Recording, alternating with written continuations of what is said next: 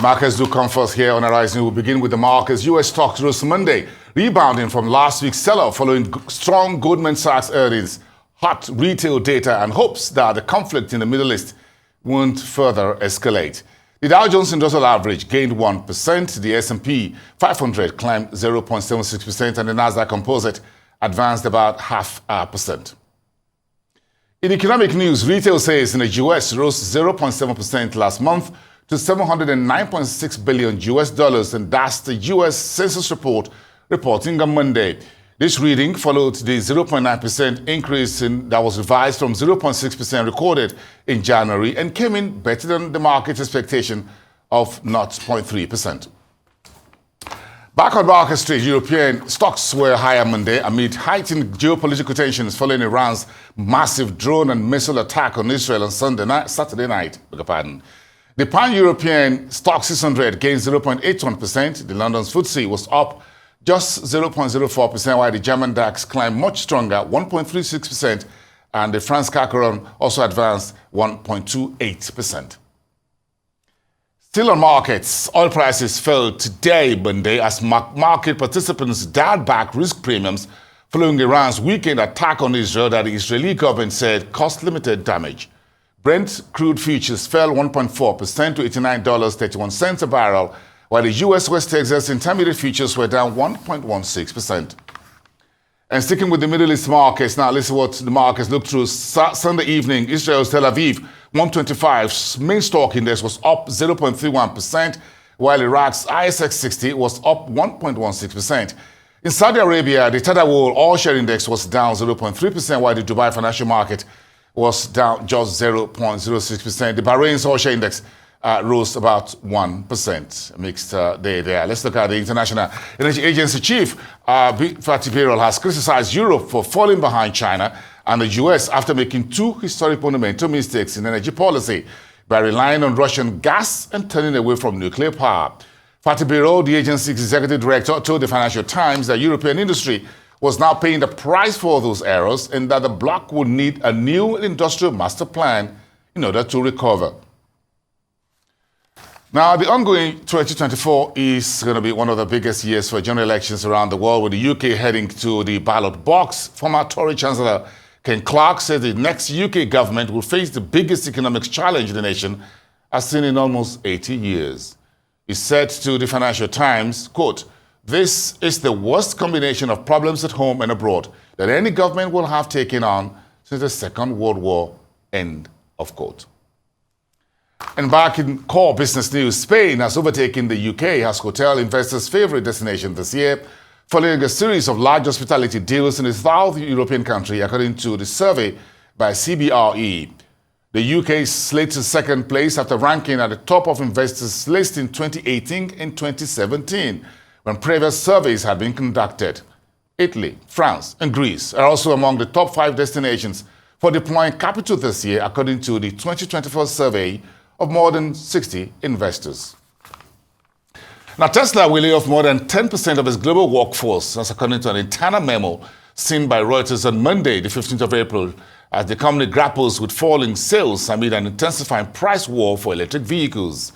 The world's largest automaker by market value had 140,473 employees around the world as of December last year. Its latest annual report showed. The memo did not say how many jobs will be affected. Tesla's CEO Elon Musk emphasized in the memo the importance of cost reductions and increasing productivity as they prepare the company for its next phase of growth. In California, the Anaheim Police Department is set to roll out its new fleet of Tesla Patrol SUVs, and that could happen this week. Here is what Police Chief Rick Armendariz had to say. Quote, "Due to our patrol vehicle shortage, we had to seek out alternative vehicle options, which led us to explore utilizing Teslas as police vehicles. We're enhancing public safety for Anaheim by getting patrol vehicles into service faster," end of quote. For more on this story, we're joined now by international financial analyst Opeoluwa Dapo Thomas. Opeoluwa, good afternoon. Thanks for coming through. We appreciate it. Monday, the start of the week. So let's get started with the slicky oil market. Since the Israel missile attack, over Iran sending drones and missile attack to Israel in retaliation for the Damascus attack about 2 weeks ago. What do you make of this as we start a new week, my friend? What's on the ground? Well, it's a ground of uncertainty. I mean, but the markets are going to be trading sideways for now. We woke up this morning with a gap up in the oil market, in oil prices, but now we've seen that we've retraced back to Wednesday low prices, which is about $89 thereabouts. So what we've seen is the market, the risk premiums are off. People have priced this action in already, and we're not expected so much volatility in the short term. However, that could change depending on the reaction from Israel. So it's something that we have to look out for. But in the meantime, what traders are actually looking out for would be the supply chain issues that can come out from this world. People need to understand that we have something called the Strait of Hormuz that's close to Iran. It's where 20% of oil supply goes through or passes through when Gulf countries are like Oman, Iraq, they're about to send in oil to other parts of the world. So if there's a soft blockade there, if Iran puts a blockade there because of this Middle East conflicts and this Middle East tensions, that could also impact prices. So that's something we're looking out for. But in the meantime, nothing obviously has gone on, and it's important that we address that from a trading and oil price perspective. Yeah, Opeoluwa, I'm sure you saw those numbers a little bit earlier. Of course, Sunday is the start of the week, as it were, for many Middle Eastern markets, from Egypt to Saudi Arabia and all that. So I'm sure you saw the numbers from Sunday, yesterday, when those attacks started coming in, raining in on from Iran into Israel. And of course, there were those, most of those drones were taken off by UK and US airplanes, by the way. So this Middle East, they seem to have reacted to similar oil prices. How do you interpret the movement that we're seeing on the screen right now? The Tadawul was up, the ISX main index was jumping 1.16%, while the Dubai market was in the red. Well, to be honest, the Gulf markets, the stock exchanges in the Gulf market obviously have reacted differently. What we've seen is quite different from what we would usually expect in times like this. I mean, in 2020, when the US incident happened in Iran, where they took out the general, we saw markets react. But now it's quite muted. The Tel Aviv 125 is reacting it's going positive 0.30%. You've seen the Iraq Stock Exchange, you've seen the Tadawul, which is in Saudi Arabia, the Dubai financial markets as well, and the Bahrain oil share. All of them making small increments, small downsizes, small declines, but nothing really major apart from what we've seen in the in the Iran Stock Exchange, which is about 1.16. But everyone is still mooting, everyone is on the sidelines. You need to understand that obviously the market has priced in an action. We all knew Iran was going to fire, but there was no loss of life, and that means, or the market is thinking that okay, maybe Israel might not respond, or there will be a measured response as well, or maybe it is something where Iran has retaliated, so it's about using football parlance, is 1-1 now, and people expect things to go on usually from here. But markets have not reacted because markets don't know what next to do. Well, interesting, because what we're reading online was that Israel says it vows to exact a price. We don't know what that price will be. That's what it's underlined. But some folks say, well, this is a prelude to World War III. World leaders have been reacting. President Biden has asked Prime Minister Netanyahu to show some restraint, as it were. It's been a little bit quiet from Israel, as it were. Today is Monday, about 24 hours, 36 hours since those drones were sent in from mainland Iran into Israel, as it were. So do you think, if we go back to the energy world, what do you make of the criticisms that was lobbed at Europe's energy strategy by Fatih Birol of the International Energy Agency? Do you think Europe actually linked for too long on Russia, as it were, over many years and decades? Now they're paying a price for that. Oh, yes, quite rightly so. Europe is lagging behind the US and China, obviously, in terms of our energy plan, and there's a need to go back into the drawing board to come up with an industrial energy plan. The two errors we've made is, one, there's been a huge reliance on Russian oil, on Russian gas, and I mean, Europe obviously has now addressed that before the Ukraine issue, before the Ukraine war.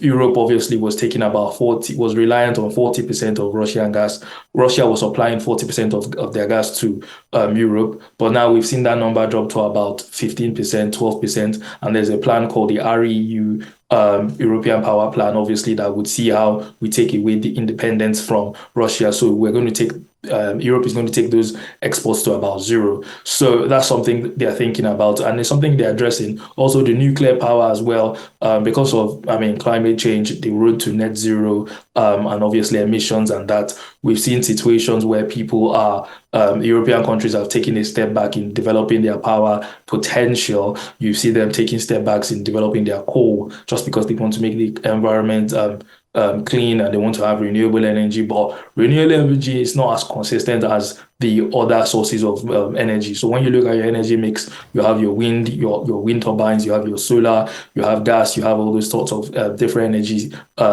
solutions. And then you ask yourself, really, what is Europe doing in terms of developing all frontiers of their energy solution? But what they've seen is they've taken a step back on the ones that are obviously harmful to the government or harmful to the environment, and then they've made it. It to come at a price, because it's going to be expensive, obviously, to maintain renewable solutions. But it's something that they are going to address, obviously, and the IEA chief, Mr. Biro, bringing that up is very good for the discussion we're going to have around it.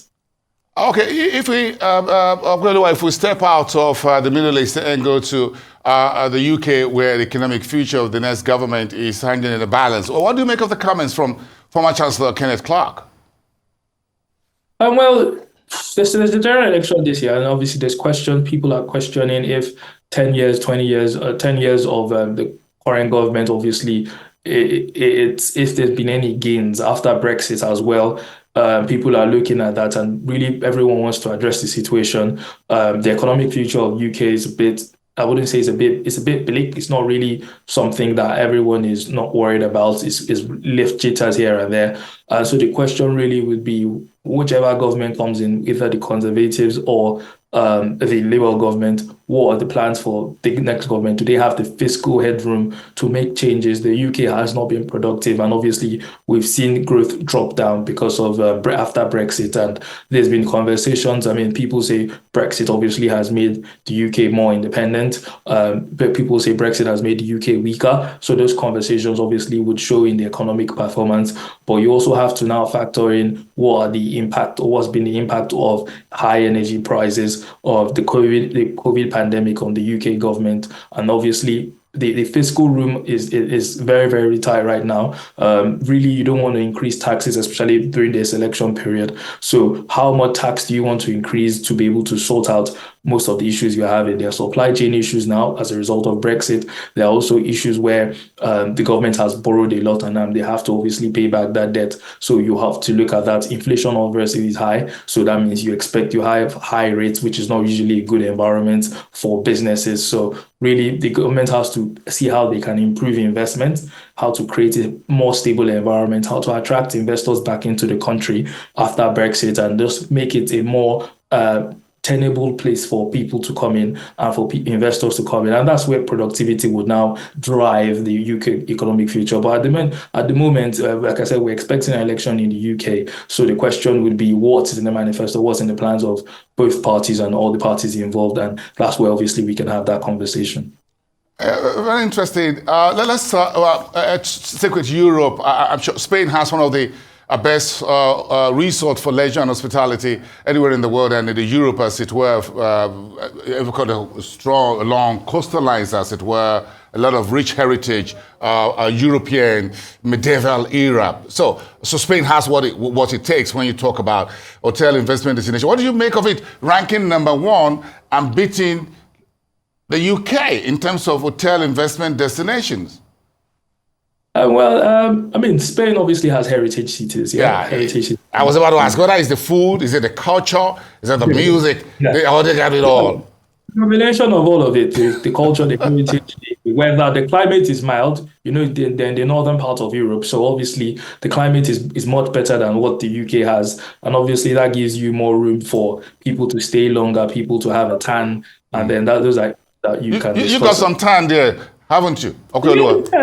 Yes, I have. I was in Ibiza about 2 years ago, so it was a quite interesting experience, to be honest.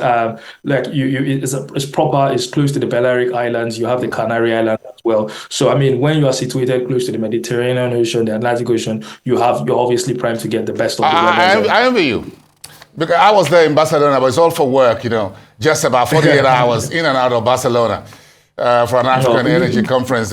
But next time I'm going to try and see if I can get some tan. You should try to go to Ibiza, try to go to Barcelona. Nice places where you could spend. Nice, yes. Nice beaches, the whole coastal line, whatever.